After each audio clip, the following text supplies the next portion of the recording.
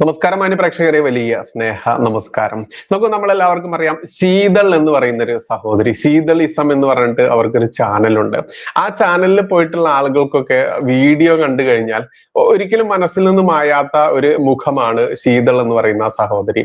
അവരുടെ ആക്ഷേപഹാസ്യ വീഡിയോകൾ, അത് സത്യത്തിൽ നമ്മുടെ ജഗതി ശ്രീകുമാർ എന്ന് പറയുന്ന നടൻ, അദ്ദേഹത്തിന്റെ ആക്സിഡന്റിന് മുൻപുണ്ടായിരുന്ന ആ സമയത്ത് എന്തായിരുന്നു അദ്ദേഹത്തിന്റെ ആ ഒരു ഹാസ്യ സാമ്രാട്ടായിരുന്ന ആ അഭിനയ കല, അതിനെ വെല്ലുന്ന രീതിയിൽ എന്നൊക്കെ വേണമെന്നുണ്ടെങ്കിൽ പറയേണ്ടതുണ്ട്.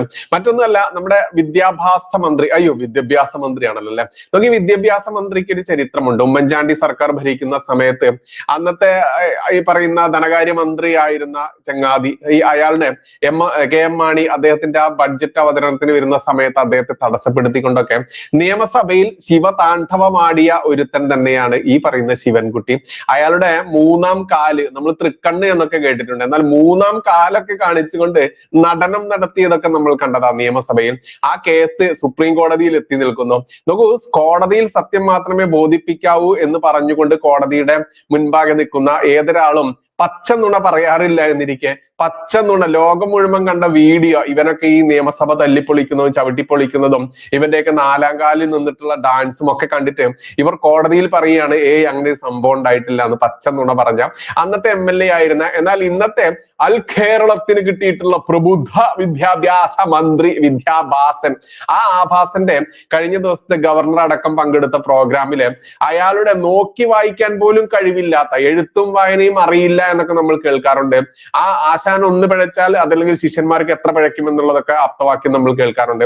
അത്തരത്തിൽ ഈ പറയുന്ന ശിവൻകുട്ടിയെ ട്രോളി കൊല്ലുക എന്നൊക്കെ പറഞ്ഞു കഴിഞ്ഞാൽ ഇത് തന്നെയാണ്. കേട്ടു നോക്കാം നമുക്ക് ശീതൾജിയുടെ ആ ട്രോളി കൊല്ലൽ. ഗംഭീരമാണ്, കേൾക്കാം. ഗവർണർ കാണിച്ച അഹങ്കാരം നിങ്ങൾ അറിഞ്ഞോ? ഇത് ഒരു തരത്തിലും ക്ഷമിച്ചു കൊടുക്കാൻ പറ്റത്തില്ല. ഇത് ഒരു തരത്തിലും നടപടിയാവുന്ന കാര്യമല്ല കേട്ടോ. ഭാരതാംബയുടെ ചിത്രം ഉപയോഗിച്ചിരിക്കുന്നു കുട്ടികൾ പങ്കെടുക്കുന്ന ഒരു പരിപാടിയില്. വിടുവോ? ആര് വിട്ടാലും ശിവൻകുട്ടി എണ്ണം വിടുവോ? ഒരൊറ്റ ബഹിഷ്കരണം ഒന്ന് വെച്ച് കൊടുത്തില്ലേ? പണ്ട് മുണ്ടും മടക്കി കുത്തി ഒന്ന് ബഹിഷ്കരിച്ചതുണ്ടല്ല. ഗവർണർ പുതിയ ആളായതുകൊണ്ട് അറിയാത്തത് കൊണ്ടാ. വേണ്ടി വന്നാ നമ്മുടെ പഴയ അഭ്യാസ പ്രകടനം ഒന്നുകൂടെ എടുത്തോ. കാര്യങ്ങൾ എന്താണ് വിശദീകരിച്ച് പറ, ആളുകൾ അറിയട്ടെ. ഇത് പറയുന്നത് 11 മണിക്ക് നാഷണൽ ആന്തം. 11 മണിക്ക് നാഷണൽ ആന്തം. നാഷണൽ ആന്തം എന്താണെന്ന് ആരും ചോദിക്കരുത്. 11:01 എന്തായിരുന്നമ്മ? ലൈറ്റ് ആൻഡ് സൗണ്ടോ? 11:01 lighting of lamp and scout guide prayer. Lighting of lamp. വിദ്യാഭ്യാസ മന്ത്രിയൊക്കെ പങ്കെടുക്കുന്ന പരിപാടിയിൽ ഇവിടുത്തെ മാതൃഭാഷയിൽ നോട്ടീസ് അച്ചടിക്കണം, കാര്യപരിപാടികളൊക്കെ അച്ചടിക്കണം എന്ന് ആർക്കും അറിയാതെ. അണ്ണാ, ഈ പ്രശ്നം തീർത്തു കഴിയുമ്പോൾ അടിയന്തരമായിട്ട് ആ പ്രശ്നം കൂടെ പരിഹരിക്കണം കേട്ടോ. ആളെ കളിയാക്കാൻ ഇംഗ്ലീഷിൽ അച്ചടിച്ച് വെച്ചിരിക്കുന്ന. ബാക്കി 11:05 വെൽക്കം സ്പീച്ച്. 11:05 welcome speech.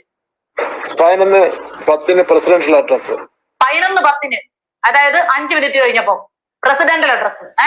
അപ്പൊ പ്രസിഡന്റ് പഞ്ചായത്ത് പ്രസിഡന്റ് ആണോ അതോ പിന്നെ നമ്മുടെ ഇന്ത്യൻ പ്രസിഡന്റ് അവിടെ നിന്ന് വരുമായിരുന്നോ? ഏത് പ്രസിഡന്റ് ആയിരുന്നു? പ്രസിഡൻഷ്യൽ അഡ്രസ് ഞാൻ തന്നെ. പ്രസിഡൻഷ്യൽ അഡ്രസ് ഞാൻ ശിവൻകുട്ടിയാണെന്റെ. എന്നിട്ട് ബാക്കി 11:20 പിന്നെ 11:20 പ്രസന്റേഷൻ ഓഫ് അവാർഡ്. ഇങ്ങനെയാണ് പ്രോഗ്രാം നിശ്ചയിച്ചിരിക്കുന്നത്.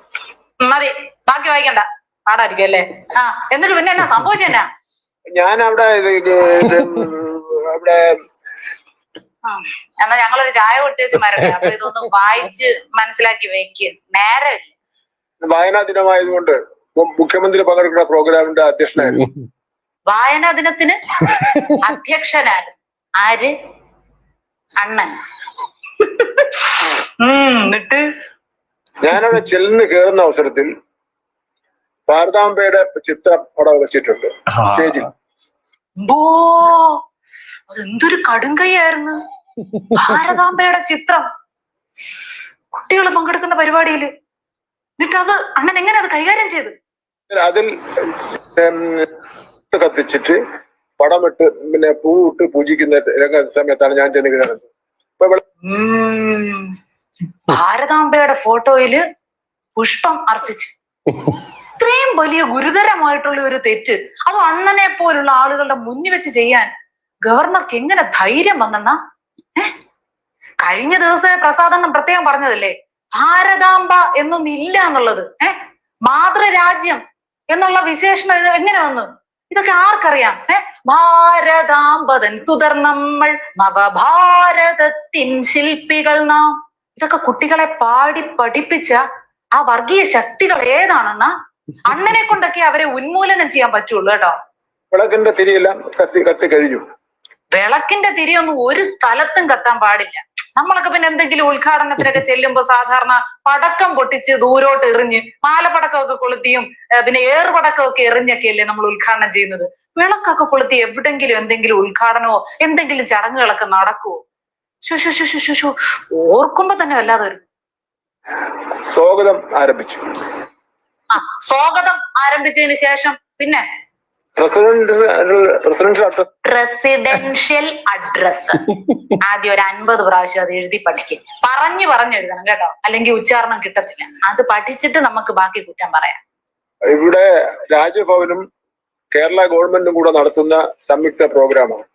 രാജ്ഭവനും കേരള ഭവനും അല്ല, കേരളവും കൂടെ, കേരള സർക്കാരും കൂടെ ചേർന്ന് നടത്തുന്ന, സംയുക്തമായിട്ട് നടക്കുന്ന ഒരു പ്രോഗ്രാമാണ്. അവിടെ വെച്ച് ഭാരതാംബയുടെ ചിത്രം വെച്ച് അതിനു മുന്നിൽ തിരി കൊളുത്തി ഈ വന്ന മന്ത്രിയെയും കുട്ടികളെയും ഒക്കെ അപമാനിക്കുന്ന ഒരു രീതി, അത് ശരിയാവില്ല. അതൊരു രാഷ്ട്രീയ പാർട്ടിയുടെയോ അല്ലെങ്കിൽ വേറൊരു സംഘടനയോടോ ചിഹ്നം തിരിച്ചറിയാൻ കഴിയുന്ന രൂപത്തിലുള്ള ഒരു ചിത്രമാണ് അങ്ങനെ വച്ചിരിക്കുന്നത്.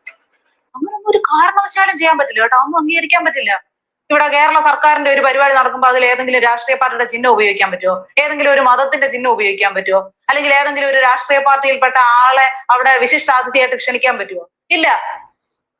ചിത്രത്തിന്റെ മുന്നിൽ വിളക്ക് കത്തിക്കുന്നത് തന്നെ ശരിയല്ല. ഇതൊരു ഔദ്യോഗിക പ്രോഗ്രാമാണ്. അതെ, ഒരു ഔദ്യോഗിക പ്രോഗ്രാമിന് വിളക്ക് കൊളുത്താമോ എന്നാണ് ഞാൻ കുറച്ചു മുമ്പ് ചോദിച്ചത്.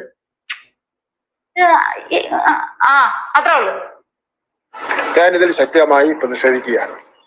പ്രതിഷേധിക്കണം എന്നാ ആര്യാടങ്ങ് പ്രതിഷേധിച്ചേക്കണം. മറ്റേ നമ്മുടെ പ്രതിഷേധ മുറയൊക്കെ കയ്യിരിപ്പില്ലേ? ഇത്തിരി വയസ്സായെന്നേ ഉള്ളു. പഴയ പോരാട്ടം കിട്ടും. പ്രധാനമന്ത്രി നരേന്ദ്രമോദിയുടെ ചിത്രം വെച്ചെങ്കിലും അത് നമുക്കൊരു അന്തസ്സുണ്ടായിരുന്നു.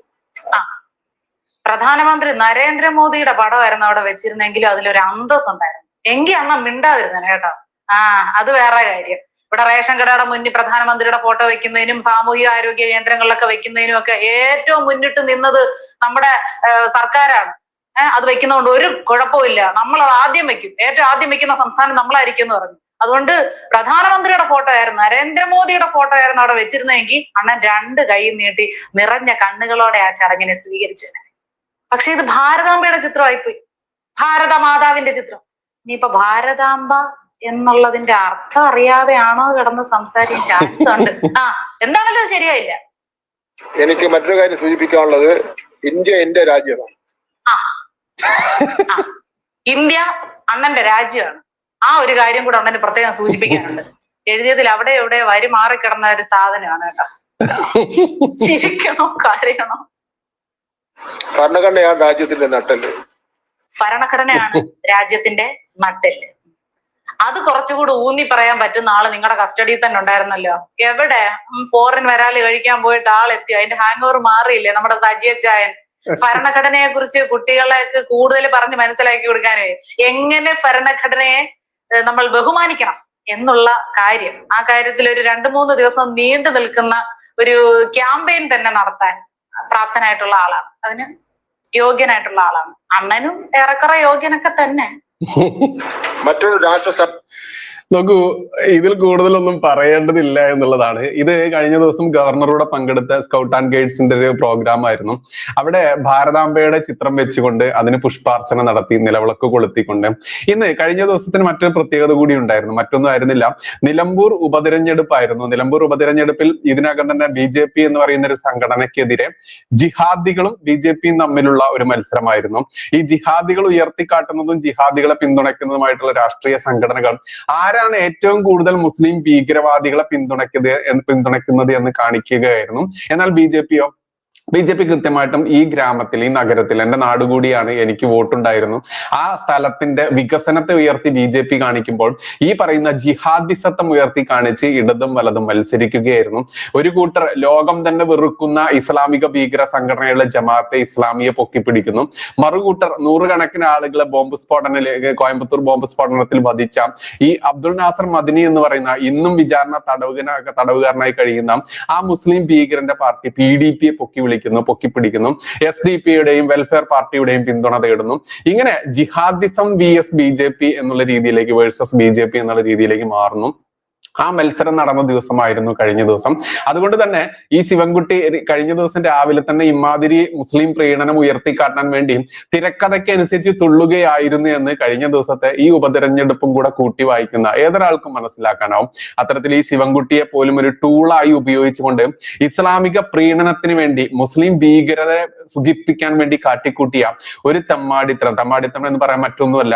ഭാരതത്തിന്റെ സ്വാതന്ത്ര്യ ലബ്ധിക്ക് മുൻപാണെങ്കിലും ലബ്ധിക്ക് ശേഷമാണെങ്കിലും ഭാരതത്തെ ഒരു അമ്മയായി കണ്ടുകൊണ്ട് ആ ഒരു സംസ്കാരത്തിൽ മുന്നോട്ട് പോകുന്ന ആളുകൾ തന്നെയാണ് ഓരോ ഭാരതീയനും. അവിടെ ഹിന്ദു എന്നോ മുസ്ലിം എന്നോ ക്രിസ്ത്യാനി എന്നോ ഇല്ല. കാരണം എന്താ?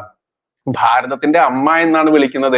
ഇനി ഭാരതത്തിന്റെ അമ്മ എന്ന് വിളിക്കുന്നതാണോ ഇവരുടെ പ്രശ്നം എന്നൊരു ചോദ്യം തന്നെയാണ്. കാരണം ഇനി ഭാരത ഉമ്മ അതല്ലെങ്കിൽ ഭാരത മമ്മി എന്ന് വിളിച്ചാൽ ഇവർക്ക് പ്രശ്നമില്ലേ എന്നുള്ളത് വലിയൊരു ചോദ്യം തന്നെയാണ്.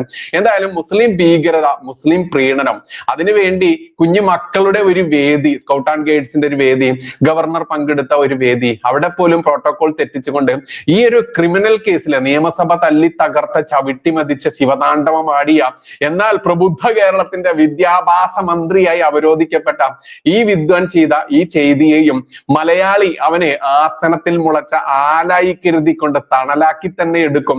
അവനെ ന്യായീകരിക്കാനും വിദ്യയും വിദ്യാഭ്യാസവും അറിയാത്ത ഒരുത്തൻ വിദ്യാഭ്യാസ മന്ത്രിയായി കഴിഞ്ഞാൽ നമ്മുടെ കുഞ്ഞു മക്കളുടെ ഭാവി എന്തായിരിക്കും എന്ന് പോലും അല്ല വലുത്. ആ വ്യാകുലത അതിലല്ല.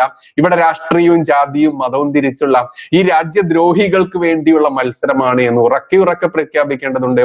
നന്ദി, നമസ്കാരം. ജയ് ഹിന്ദ്, ജയ് ശ്രീറാം.